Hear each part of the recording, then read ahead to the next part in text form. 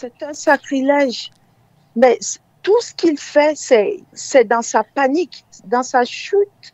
Il essaie de s'accrocher à tout, mais la chute est imminente et inévitable.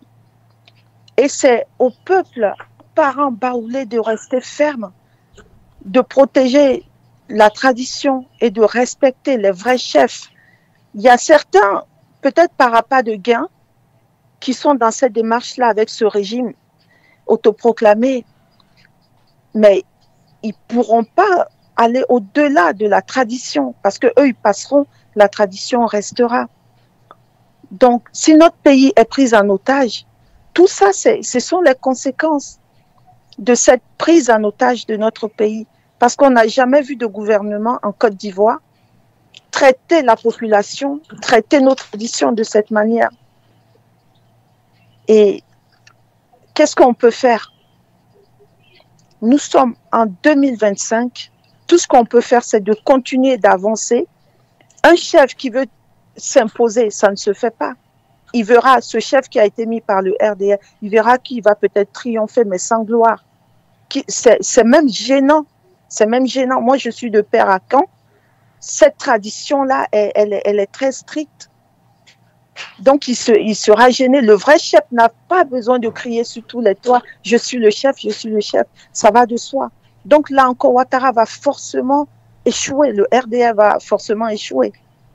Mais d'interdire comme ça. Et ça, c'est des faits qui peuvent être retenus contre lui.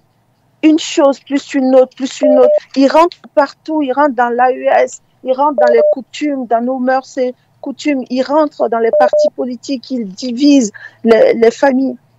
Tout ça, c'est autant de nuisances qui vont se retourner contre lui. Maintenant, tout ce qu'il peut faire, qui va peut-être faire qu'il y aura une déstabilisation, une guerre, c'est cette guerre qu'il veut. C'est cette guerre qu'il a promis à la France. C'est cette guerre, il n'a rien d'autre que cette guerre comme stratégie pour se maintenir. Et on ne va pas la lui donner. Parce qu'au départ, quand on regarde les faits, dans le feu de l'action, on veut réagir. Mais ce n'est pas des gens qui sont très futés. À nous, maintenant, d'être plus futés qu'eux et d'agir dans le sens où il n'aura pas ce qu'il veut. Et le temps d'utiliser le temps à notre faveur. Et le peuple ivoirien, s'il y a 30 millions d'Ivoiriens en Côte d'Ivoire, il sait que la quasi-totalité ne veut pas de lui. Et donc, qu'est-ce qu'il fait dans ce cas? Créer une guerre pour prétester que, voilà, en situation de guerre, il n'y aura pas d'élection. Mais ça, on ne peut pas se permettre de lui donner. Et quand on regarde les condamnations, je ne vais pas dire le mot risible, mais c'est une moquerie contre lui-même. Imaginez le président Gbagbo aller braquer une banque. Imaginez le camarade Picasse faire un coup d'État avec 3 Kalash. Voilà, bon, 3 Kalash et les assaillants ont 500 000 $, soit 300 millions de francs ou 250 millions dans leur poche. C'est quand même quelque chose de... C'est tellement mal. Oui, c'est mal ficelé. C'est tellement mal ficelé que c'est risible. Ouattara est en train de nous dire que voilà, comme un singe malade qui tombe de sa branche, il s'accroche à tout ce qu'il peut. Imaginez des gens qui vont faire un coup d'État avec de l'argent dans les poches, avec 3 Kalash. Ça ne tient pas debout. Ça veut dire qu'il manque même d'imagination. Imaginez le président, le grand président Gbagbo en train de braquer une banque. Il faut dire ça à un enfant de 5 ans, il va vous rire au nez. Donc Ouattara est en train d'étaler tout cet art.